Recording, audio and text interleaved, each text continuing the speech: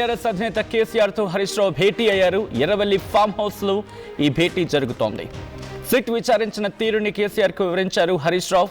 నిన్న phone tapping కేసులో హరీష్ రావుని 7 గంటల పాటు విచారించింది సిట్. కీలక నేతగా ఉన్న హరీష్ రావుకు నోటీసులు రావడంతో ఆందోళనకు గురయ్యింది క్యాడర్. అలాగే మున్సిపల్ ఎన్నికల్లో వ్యూహాలపై కూడా చర్చ జరుగుతోంది. కవిత అంశం కూడా ప్రస్తావనకు వచ్చిందంటూ కూడా తెలుస్తోంది. కవిత అంశంతో సహా మరిన్ని కీలక అంశాలు చర్చకొచ్చాయి.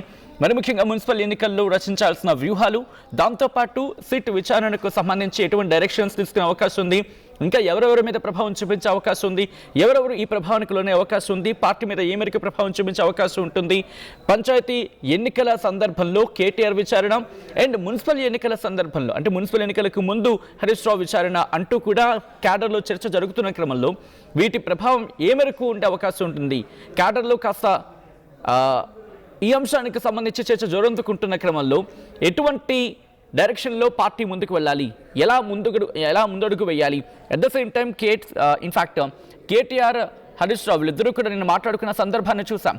అండ్ ఇప్పుడు కేసీఆర్తో భేటీ తర్వాత కొద్ది రోజుల ముందు మాజీ ముఖ్యమంత్రి బీఆర్ఎస్ అధినేత కేసీఆర్ చెప్పుకొచ్చారు స్వయంగా, ఇక నేనే రంగంలోకి దిగుతాను, నేనే పార్టీకి సంబంధించి కీలక అడుగులు వేయబోతున్నాను, పార్టీ ఇక్కడి నుంచి ఇంకా ముందుకు వెళ్తుంది, ఇంకా బలమైన అడుగులు వేయబోతున్నాం, ఇటు కాంగ్రెస్ పార్టీ తీసుకుంటున్న నిర్ణయాలు కావచ్చు, కాంగ్రెస్ పార్టీ వేస్తున్న అడుగులు కావచ్చు, వాటిని పూర్తిగా ఎండగడతామంటూ కూడా ఆయనే స్వయంగా చెప్పిన నేపథ్యంలో ఈ భేటీకి ప్రాధాన్యత చేకూరింది.